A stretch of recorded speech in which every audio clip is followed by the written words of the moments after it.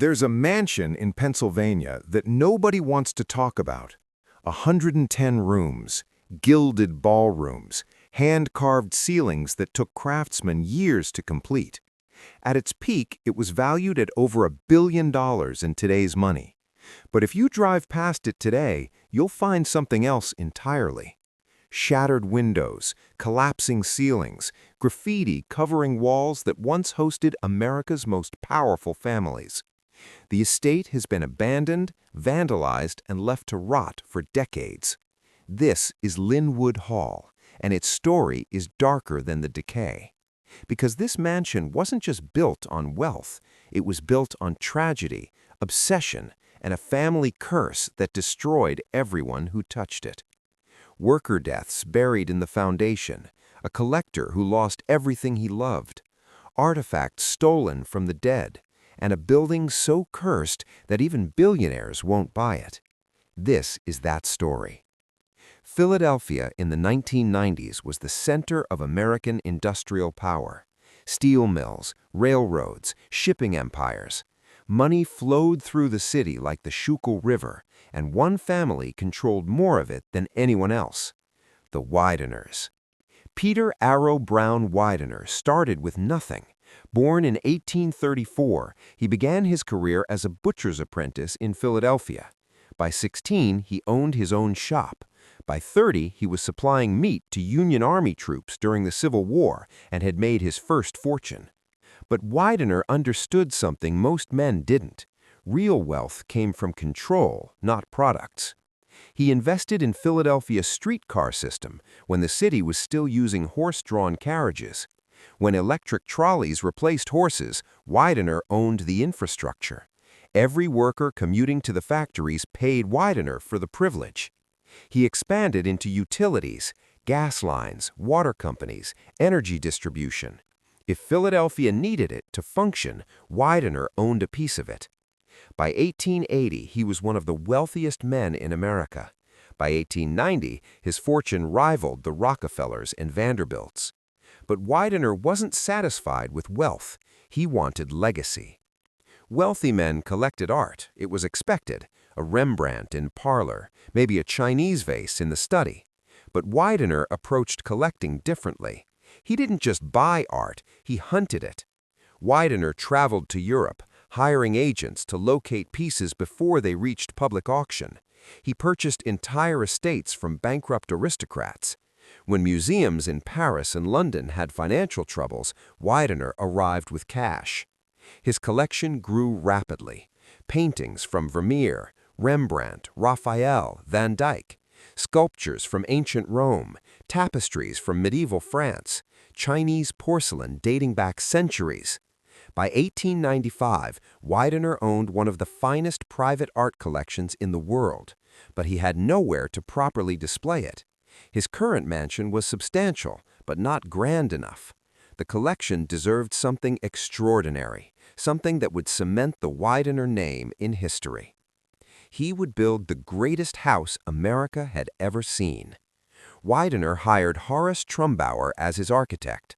Trumbauer was 28 years old and had never designed anything on this scale, but he had ambition that matched his clients. The location was Elkins Park, just outside Philadelphia. 480 acres of rolling land, far enough from the city to feel like European countryside, close enough that Widener could still control his business interests. Trumbauer designed in the French neoclassical style. He based the mansion on Château de Maison Lafitte near Paris, but enlarged it substantially. The American version would dwarf its inspiration. The plans called for 110 rooms spread across 70,000 square feet, 3 floors, a ballroom that could host 1,000 guests, a 2-story art gallery to house the collection, servants' quarters for a staff of 60.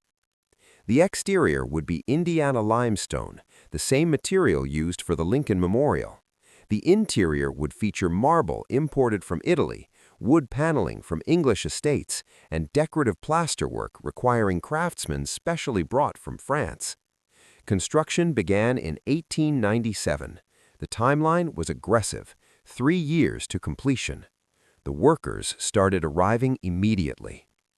The workforce consisted primarily of Italian stonemasons, Irish laborers, and local Philadelphia workers desperate for employment during an economic recession. They lived in temporary barracks on the property, 12-hour shifts, 6-day weeks. The pay was better than factory work, but the conditions were brutal. Stonework began with the foundation. Workers excavated 15 feet down, creating a basement level that would eventually house the mechanical systems, kitchens, and storage.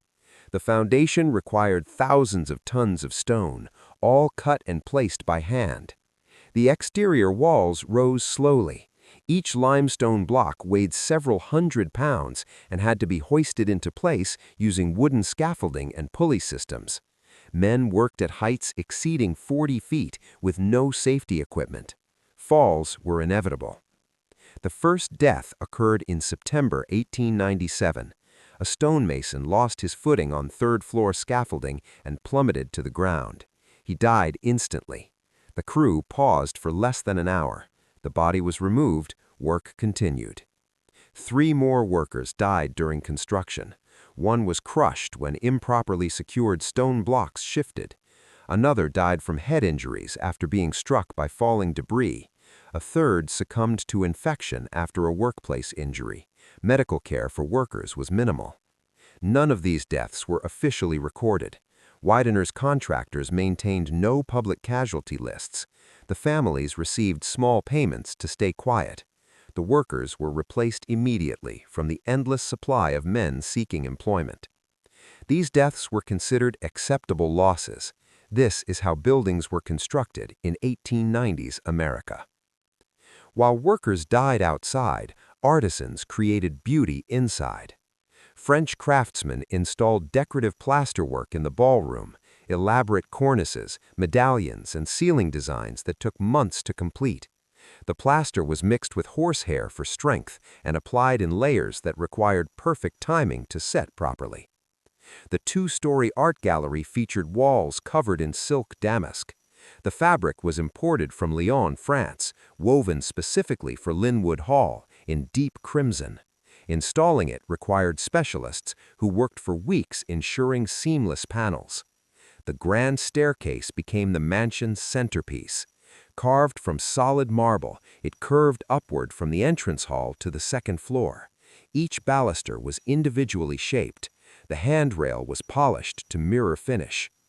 Marble appeared everywhere: floors, walls, columns, mantelpieces. The material came from quarries in Carrara, Italy, the same source Michelangelo used for his sculptures. Widener purchased entire shipments, ensuring consistency in color and grain. The ballroom alone took 18 months to complete. The space measured 60 by 40 feet with 30-foot ceilings.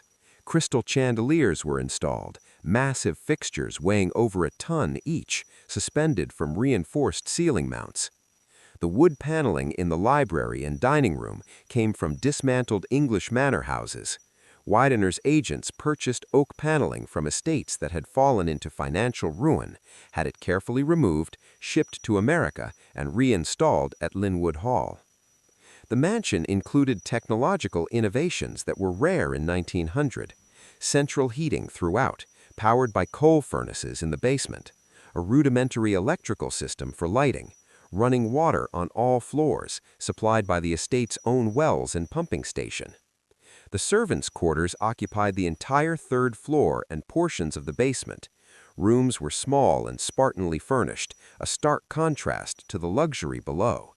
The staff would include maids, cooks, footmen, butlers, laundresses, groundskeepers, chauffeurs, and maintenance workers.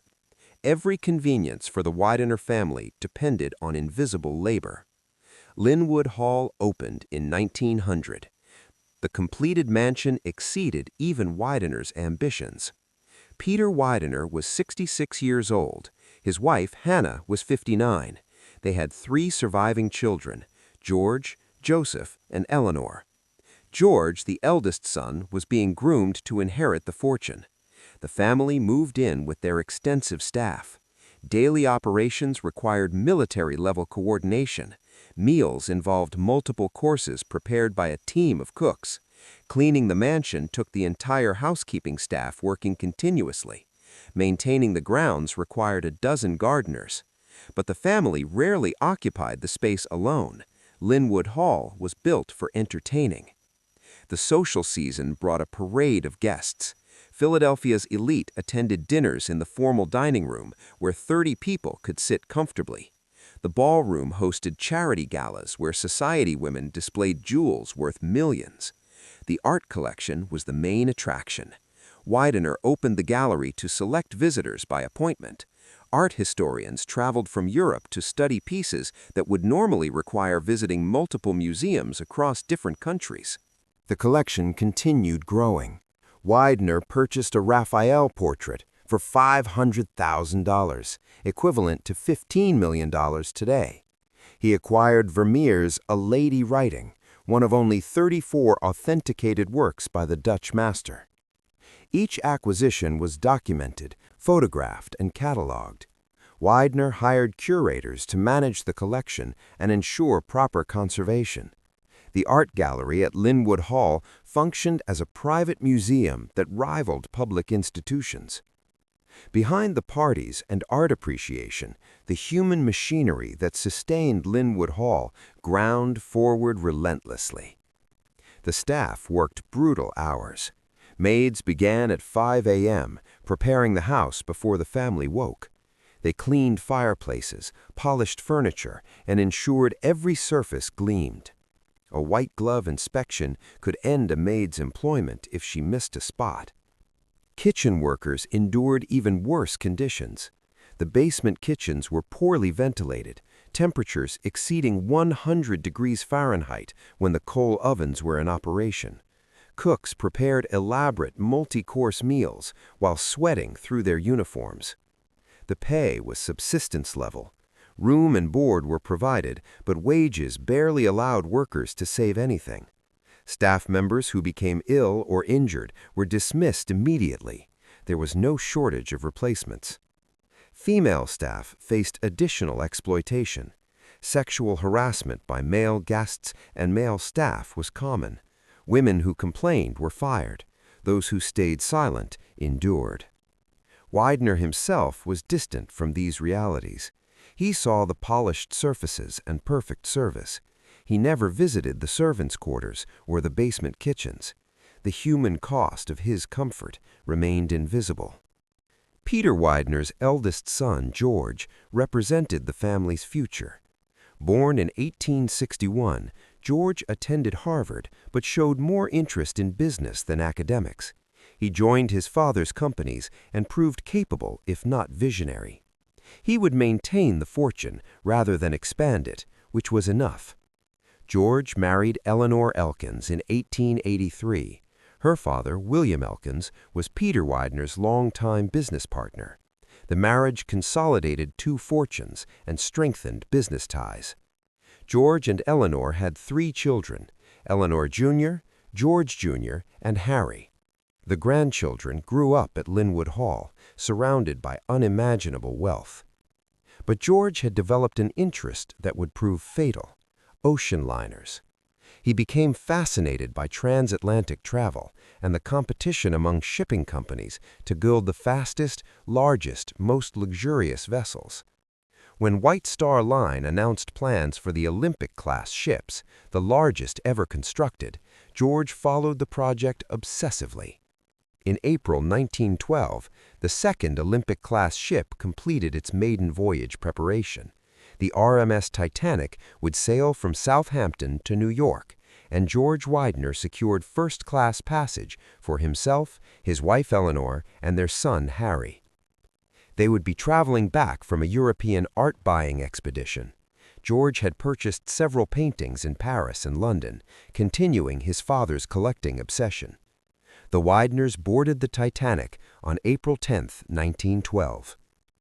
The Titanic struck an iceberg at 11:40 p.m. The Widener family was in their first-class suite when the collision occurred. The impact was subtle. Many passengers barely noticed it, but George Widener understood ships well enough to know something was wrong. Within 30 minutes, the crew began evacuating passengers, women and children first. Eleanor and Harry were directed to the lifeboats. George planned to follow in a later boat, but there were no later boats. At 12:45 a.m., Eleanor Widener and her son Harry climbed into Lifeboat 4. They watched from the water as the Titanic's bow sank lower. The ship's lights flickered and died. At 2:20 a.m., the Titanic broke apart and disappeared beneath the surface. George Widener went down with the ship. He was 50 years old. His body was never recovered. Eleanor and Harry survived.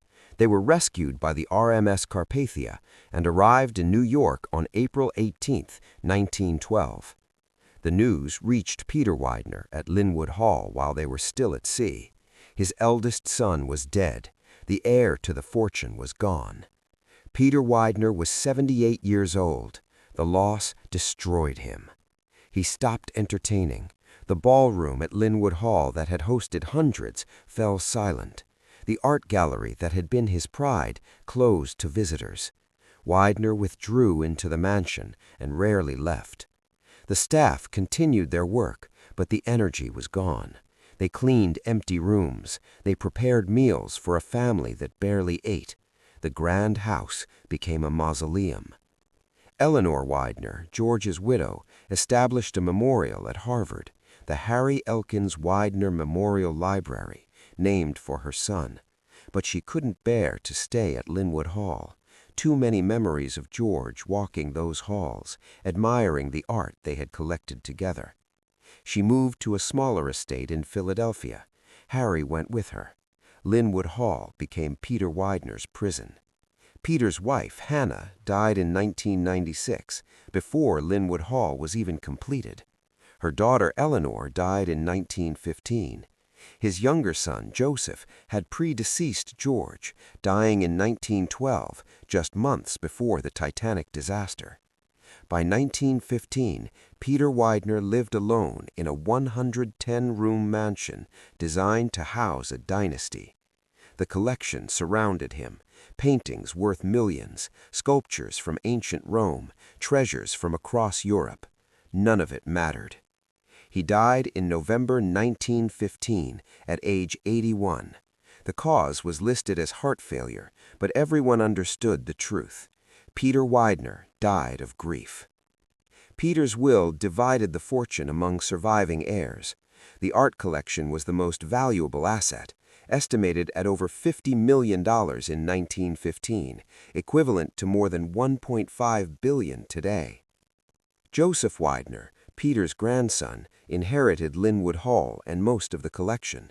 He was 45 years old and had his own collecting interests. But Joseph didn't want to live at Lynnewood Hall. The mansion represented tragedy, not legacy. The deaths of George and Peter hung over it like a curse. Joseph kept the estate but spent most of his time elsewhere. He gradually began selling pieces from the collection. In 1942, Joseph donated the core of Peter Widener's collection to the National Gallery of Art in Washington, D.C. Over 100 paintings went to the museum: Vermeers, Rembrandts, Raphaels, works that formed the foundation of the National Gallery's European collection. The donation was framed as generosity. In reality, Joseph was unburdening himself of objects too connected to family tragedy. Joseph Widener died in 1943. His will left Lynnewood Hall to his niece, but she had no interest in maintaining it. The mansion was too large, too expensive, and too connected to a family history of death. She tried to sell it immediately. There were no buyers. 1943 was wartime. The economy was focused on military production. Private wealth was being taxed heavily to fund the war effort. Nobody wanted a 110-room mansion that required a staff of 60 to operate. The estate sat empty through the late 1940s and into the 1950s. The family paid minimal maintenance costs, just enough to prevent immediate collapse, but the building began deteriorating. Roof leaks went unrepaired. Water damage spread through the upper floors. Plaster ceilings that had taken craftsmen months to create began to crack and fall. The grand staircase's marble showed signs of neglect. The grounds grew wild. The formal gardens that had required a dozen gardeners became overgrown tangles. The estate's infrastructure, the heating system, the electrical wiring, the plumbing, aged without maintenance. In 1952, the Pennsylvania Railroad purchased Lynnewood Hall. They planned to use it as a training facility for executives. The conversion was half-hearted. Some rooms were divided into office spaces, others remained untouched. The railroad used Lynnewood for less than a decade before abandoning the project. Maintaining the building was too expensive, and the location was inconvenient. The mansion returned to vacancy. By the 1960s, Lynnewood Hall had become a local curiosity. Teenagers knew about the abandoned mansion in Elkins Park. They began breaking in. Windows were smashed, doors were forced open. Graffiti appeared up walls that had once hosted Philadelphia's elite. Thieves stripped anything valuable that remained: light fixtures, copper pipes, decorative metalwork. The damage accelerated through the 1970s and 1980s.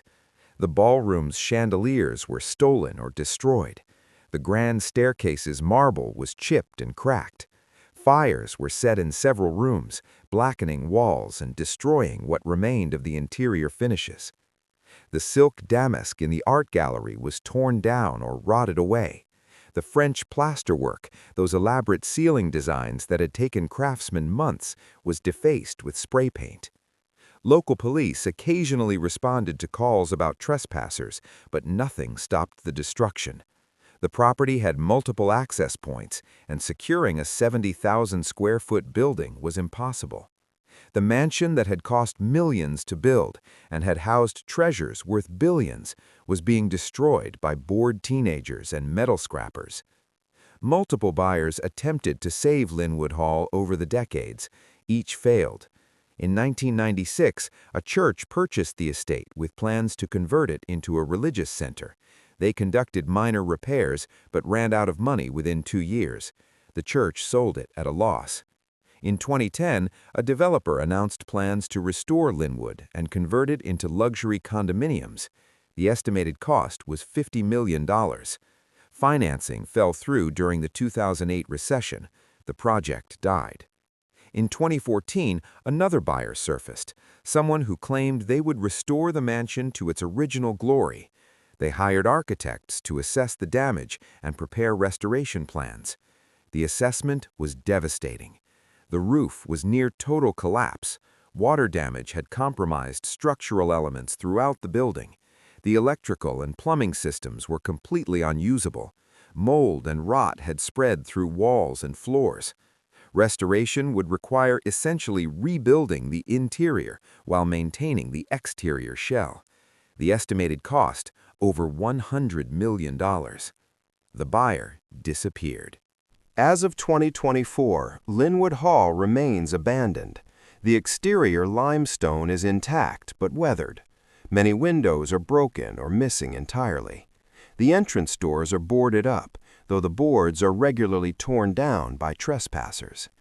Inside, the destruction is comprehensive. The ballroom floors covered in debris, fallen plaster, broken glass, trash left by vandals. The walls are covered in graffiti. Tags and crude drawings cover surfaces that once displayed silk damask. The grand staircase remains, but chunks of marble are missing from the steps. The handrail is damaged. Water stains streak down from the upper floors. The art gallery is empty, not just of art, but of anything suggesting its original purpose. The two-story space echoes with emptiness. Pigeons nest in the corners. The servants' quarters on the third floor are collapsing. Ceilings have fallen in multiple rooms. The floor is unsafe to walk on in many areas. The basement, once home to state-of-the-art mechanical systems, is flooded in sections. The coal furnaces remain, rusted hulks that haven't been fired in 70 years. The grounds are overgrown. Trees grow where formal gardens once were. The original landscaping is completely obscured. urban explorers regularly break in to photograph the decay. Their images circulate online, documenting the ongoing destruction. Each year, the damage worsens. Lynnewood Hall has been listed for sale multiple times over the past 2 decades. The asking price has dropped from $20 million to $7 million to, most recently, $1 million. Even at $1 million, there are no serious buyers. The reason is simple math. Restoration would cost $100 million or more. The property has no viable commercial use. Converting it to condos would cost more than the units could sell for. Operating it as a hotel or event venue would require infrastructure investment that could never be recouped. The mansion is economically worthless, despite its historical significance. But economics doesn't fully explain the building's fate. Other historic estates have found buyers willing to take on restoration challenges. Lynnewood Hall has something else working against it: the curse reputation. Local residents in Elkins Park speak about Lynnewood in hushed tones. Stories circulate about strange occurrences in the abandoned mansion. People claim to hear music coming from the empty ballroom. Footsteps echo through vacant corridors. Shadows move in windows of rooms that haven't been occupied in decades. Urban explorers report feeling watched. Some describe sudden temperature drops in specific rooms. A few claim to have seen figures standing at the top of the grand staircase, figures that disappear when approached. These are ghost stories, probably exaggerations or inventions, but they reflect something real. The building carries psychic weight. Everyone who touches it loses money, time, or hope. The original family lost everything: George to the Titanic, Peter to grief, and the later generations to a legacy they couldn't maintain or escape. The subsequent owners all failed. Churches went bankrupt. Developers lost their investments. Even casual buyers who thought they could flip it for profit walked away poorer than they arrived. Lynnewood Hall has become untouchable, not because of supernatural forces, but because it represents something America would rather forget. The mansion was built at the peak of the Gilded Age, when industrial fortunes created unprecedented concentrations of wealth. Men like Peter Widener accumulated money faster than they could spend it. That wealth came from somewhere. Streetcar workers who paid fares they could barely afford, factory laborers who worked 12-hour shifts, the immigrant workers who died building Lynnewood itself.